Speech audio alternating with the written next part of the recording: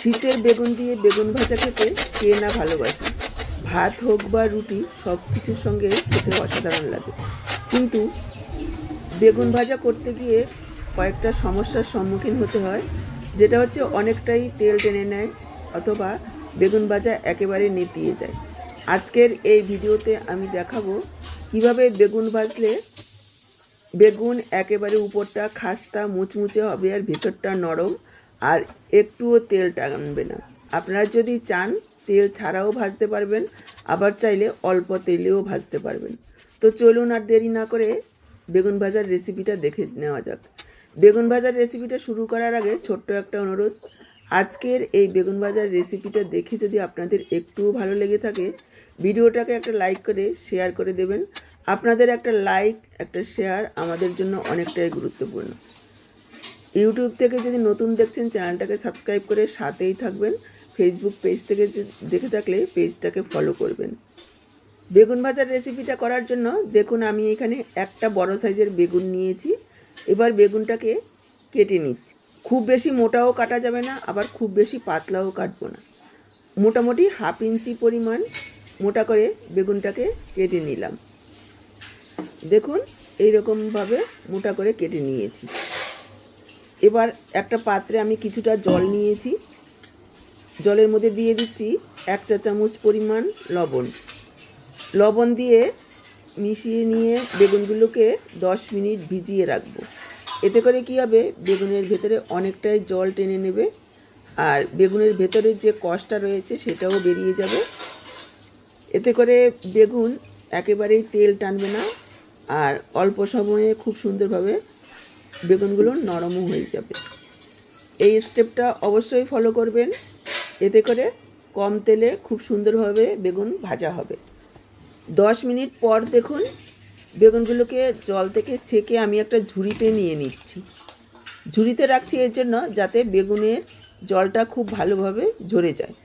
আপনারা চাইলে পরিষ্কার কিচেন তাওয়ালে দিয়েও ভালোভাবে মুছে নিতে পারেন, অথবা টিস্যু পেপার দিয়ে, অথবা ঝুড়িতে 5 থেকে 7 মিনিট রেখে দিলেই জলটা খুব সুন্দরভাবে ঝরে যাবে যদি হাতে সময় থাকে।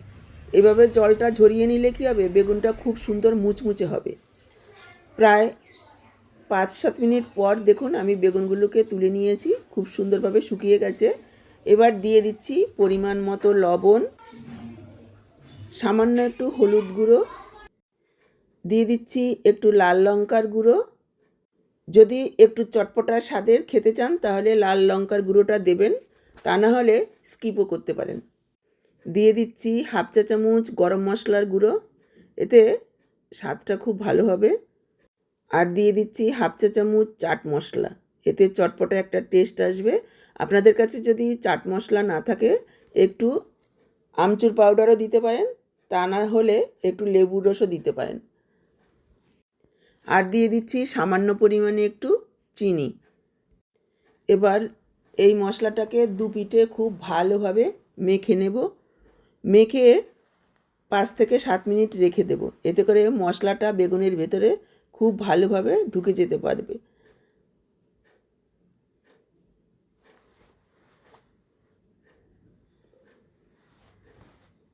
দেখুন মশলাটা খুব ভালোভাবে মেখে বেগুনগুলোকে সাইডে রেখে দিচ্ছি। আর এদিকে একটা প্লেটে নিয়ে নিচ্ছি 2 চা চামচ চালের গুঁড়ো আর 2 চা চামচ নিয়ে নিচ্ছি সুজি। চালের গুঁড়ো আর সুজি মিশিয়ে দিলে খুব মুচমুচে হবে, আর চালের গুঁড়োটা দেওয়ার কারণে তেলও টানবে না। দিয়ে দিলাম পরিমাণ মতো একটু লবণ আর 1/2 চা চামচ পরিমাণ চাট মশলা, এতে চটপটা একটা টেস্ট আসবে। সাথে দিয়ে দিচ্ছি 1 চা চামচ সাদা তিল। এই সাদা তিলটা দিলে স্বাদ অনেক গুণ বেড়ে যাবে। যখন বেগুনটা ভাজা হয়ে যাবে মুখে পড়লে খেতে ভীষণ ভালো লাগবে। এবার শুকনো উপকরণগুলো খুব ভালোভাবে মিশিয়ে নেব।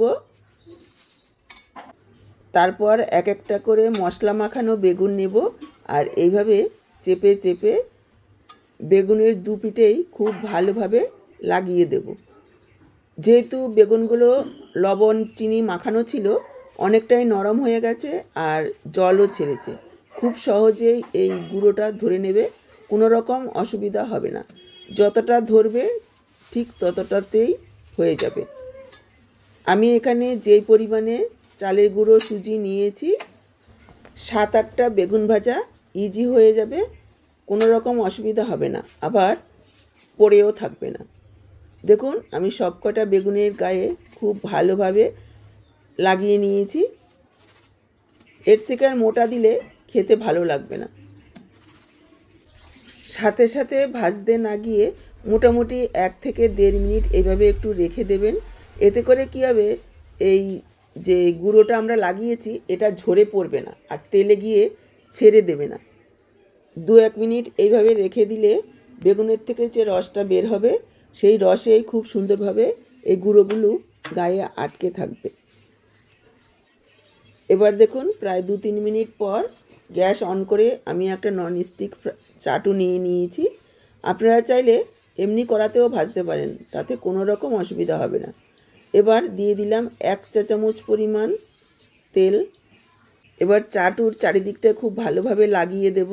এতে করে কী হবে, বেগুনগুলো আর চাটুর মধ্যে লেগে যাবে না। তারপর এক একটা করে বেগুন এইভাবে সাজিয়ে দেব, তবে বেশি পরিমাণে বেগুন একবারে দেব না, তাহলে একটার সঙ্গে একটা লেগে গিয়ে উপরের যে মশলার কোটটা রয়েছে ছেড়ে যেতে পারে আর বেগুনগুলো নরমও হয়ে যাবে। মোটামুটি উল্টাবার জায়গা থাকে সেই পরিমাণে দিয়ে দিতে হবে। আমি এখানে 4 পিস দিয়েছি আর 2 মিনিট 1 পিঠ ভেজে নিয়েছি। তারপর দেখুন এভাবে উল্টে দিচ্ছি, উল্টে দিয়ে আরও 2 মিনিট ভেজে নেব। খুব বেশি নাড়াচাড়া করব না, গ্যাসের ফ্লেমটাকে মিডিয়ামে রেখে তারপর ভাজবো। খুব বেশি হাই ফ্লেমে ভাজলে উপরের মশলাটা পুড়ে যাবে, ভেতর পর্যন্ত খুব ভালোভাবে ভাজা হবে না, শক্ত থেকে যাবে। মিডিয়াম ফ্লেমে এইভাবে ঢেকে ঢেকে ভাজতে হবে। ঢাকা দেওয়ার কারণে ভাপে যে জলটা বের হবে তাতে করে এই বেগুনগুলো খুব সুন্দরভাবে ভাজা হয়ে যাবে। এক ব্যাচ বেগুন ভাজা হতে মোটামুটি 4 মিনিট মতো সময় লাগবে। দেখুন উল্টে পাল্টে আমি একেবারে মুচমুচে করে ভেজে নিয়েছি। এবার বুঝবেন কি করে, যখন বেগুনগুলো ভাজা হয়ে যাবে, যেহেতু উপরের দিকটা শক্ত, বেগুনগুলোকে এইভাবে একটু চাপ দেবেন, দেখবেন হালকা হাতে চাপ দিলেই বসে যাচ্ছে, তাহলে বুঝে নিতে হবে যে বেগুনগুলো ভেতর পর্যন্ত খুব ভালোভাবে ভাজা হয়ে গেছে। যেহেতু উপরের দিকটা শক্ত, যে কোনো কাঁটা চামচ অথবা চাকুর মাথা ঢুকবে না। বেগুন ভাজা তেল দিয়ে ভাজলে খুবই সাধারণ ব্যাপার, কিন্তু বিনা তেলে বা কম তেলে ভাজতে গিয়ে অনেকেই এইসব সমস্যাগুলির সম্মুখীন হন। তবে আজকের এই ভিডিওটা যদি আপনারা স্টেপ বাই স্টেপ ফলো করেন তাহলে খুব সহজেই অল্প তেলে বেগুনগুলো ভেজে নিতে পারবেন, আর খেতে কোনো অংশে কম হবে না, বরং যে মশলাগুলো দেওয়া হয়েছে এর কারণে বেগুন ভাজার স্বাদ অসাধারণ হয়ে উঠবে। আমি প্রথম ব্যাচের বেগুনগুলো তুলে নিয়ে দেখুন দ্বিতীয় ব্যাচেরগুলোও ঠিক একইভাবে উল্টে পাল্টে ভেজে নিয়েছি।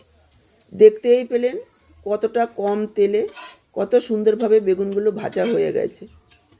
আরও অনেক রকম মশলাদার বেগুন ভাজার রেসিপি রয়েছে আমার এই আহারে বাহার রান্নাঘর চ্যানেলে, আপনারা চাইলে দেখে নিতে পারেন। আমি কিছু ভিডিওর লিঙ্ক আই বটনে আর ডেসক্রিপশনে দিয়ে দেবো, সেখান থেকেও দেখে নিতে পারবেন চাইলে। দেখুন উপরটা কতটা খাস্তা আর মুচমুচে হয়েছে, আওয়াজটা শুনলেই বুঝতে পারবেন, আর ভেতরটা একেবারে নরম তুলতুলে। খেতে এতটাই টেস্টি হয়েছে, যখন আপনারা ভেজে খাবেন তখন আপনারাও বুঝতে পারবেন।